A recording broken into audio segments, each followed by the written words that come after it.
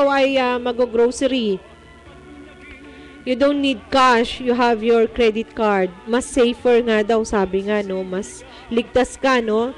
Na makabibili nung mas malaking halaga. Pero, merong mga duration period yon na kung saan dapat mo siyang bayaran. So, kung hindi mo kayang bayaran yon ng malakihan, huwag kang kumuha ng sobra dun sa perang hawak mo na pambayad. Dahil pag nagkaganon, yung mga lapses mo, nag-i-increase yung interest at yung mga charges na nilalagay nila. Na, kung na later on, yun na magpapabigat sa yung kinikita. Isipin mo na lang, no, yung hindi mo pa nahahawakan yung sweldo. Alam mo na kung saan pupunta dahil nga marami tayong mga pinagkakautangan. Isa sa kadahilanan din ng pagkakaroon ng utang, of course, yung pagkakaroon ng crisis o yung emergency. Sabi nga, pagka may mga unpaid bills tayo na kinakailangan bayaran, otherwise mapuputulan tayo ng halimbawa ng kuryente. Napakahalaga ng pagkakaroon ng kuryente sa araw-araw nating ginagawa, hindi po ba? Kaya nga pagka tayo ay conscious sa ating consumption, yung paggamit natin ng kuryente, dapat dun talaga disiplina. No, halimbawa kung hindi naman kinakailangan manood ng maghapon ng TV, piliin nyo lang kung ano yung mga papanoorin ninyo. Kasi malakas ang gastos sa kuryente. So, pagpapatuloy po natin ating talakayan, isa muna pong break.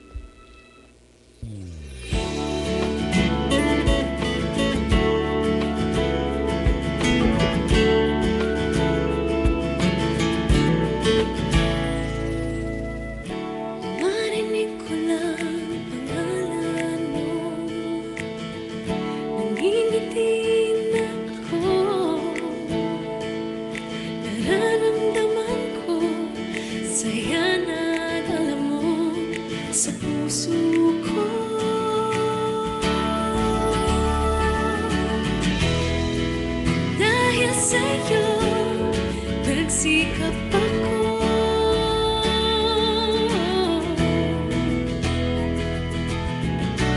nagkabahay ako sa tulong mo.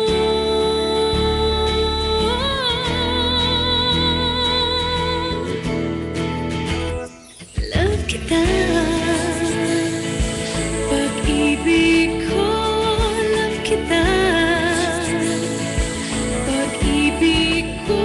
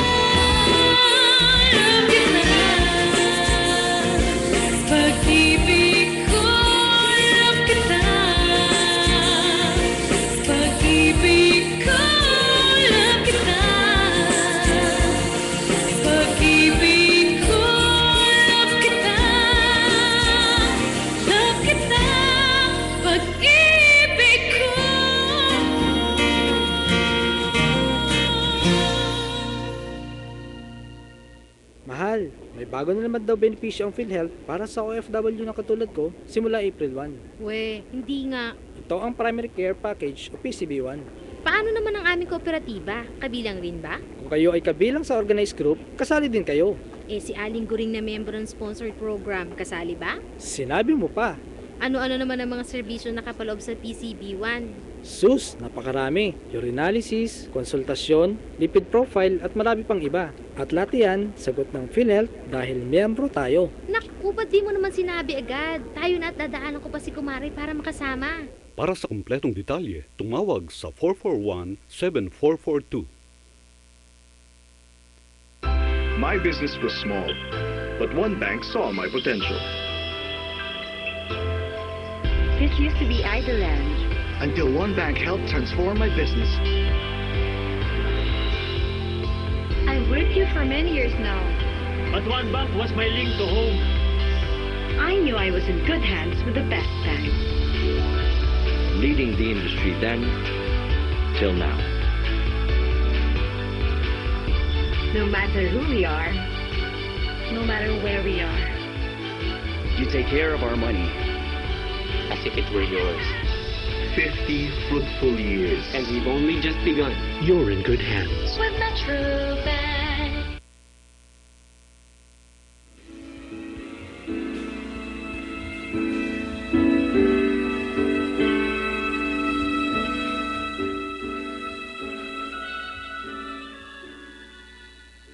Tuloy ng ating talakayan.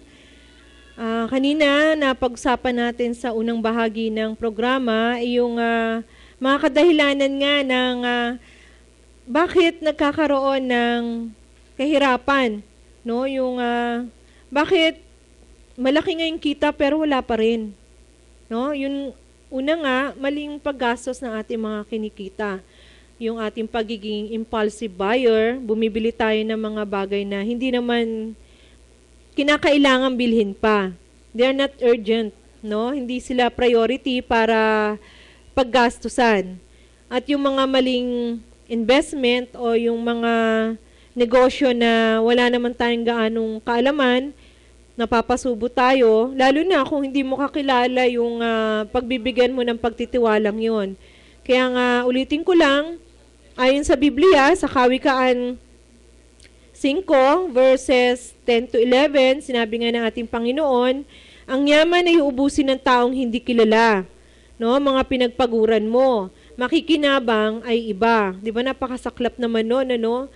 Hard-earned money. Mababaliwala dahil lang sa maling pagpasok sa isang negosyo. At sabi nga, kung magkagayon, wakas mo ay anong saklap? Walang matitira sa inyo kundi putot balat. Putot balat, ibig sabihin empty. No? Nasayang ang iyong pera, nasayang ang panahon, na hindi mo muna inalam yung negosyong papasukan mo. So, yun po yung ating unang kadahilanan. At pangalawang araw po yung pagkakaroon ng utang. Sa pagkakaroon ng utang, ibig sabihin, wala tayong cash sa mga pagkakataon na emergency o yung crisis na tinatawag natin sa buhay. Ano nga ba yun? Yung mga unpaid bills. No, alam naman natin na buwan-buwan nagbabayad tayo ng kuryente, kung meron man, tubig, at saka ng telepono kung meron. Ibig sabihin pala, bago lumabas ang pera mo, isiniset aside mo na pala yon. Kasi talaga namang darating at darating na kailangan ng bayaran. 'Di ba? Kung tayo naman ay may mga anak na nag-aaral at hindi natin to nabayaran ng buo, alam natin yung mga panahon na kinakailangan tayo magbayad para sa kanilang mga tuition fees na isa ring dapat pinaghahandaan, no? Otherwise, talagang pupunta ka sa utangan. No? Ano pa? Yung mga pangyayaring hindi natin inaasahan, pero laging nandyan. Yung pagkakaroon ng may sakit, sickness, sa isa sa miyembro ng pamilya. Dapat pala, meron tayo talagang paghahanda na itinatabi para in case na may magkaroon ng sakit sa ating mga mahal sa buhay, o ikaw mismo na nagtatrabaho, meron tayong madudukot para sa ating sariling gastusin. Hindi tayo yung pagka kinakailangan tatakbo talaga kung kani-kanino, no? Pangalawa, yung aksidente. Wala namang nangarap na maaksidente. Pero tanong, bakit may mga na-aksidente? Kasi bahagi na po talaga ng ating buhay ang aksidente, ang sakit, yung biglang pagkamatay, at saka yung pamumuhay na may mahabang panahon binigay sa'yo, yung tinatawag ng old age.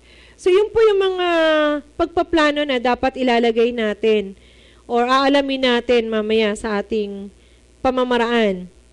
No? Kung paano natin lalagyan ng tamang pagpaplano ang bawat isa.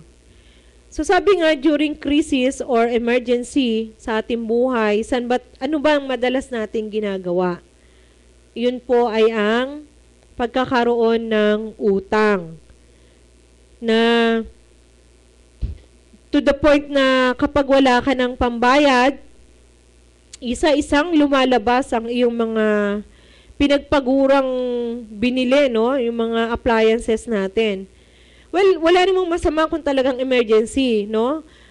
Kaya nga tayo may mga ganung mga bagay sa ating buhay. Kaya lang kung maiiwasan,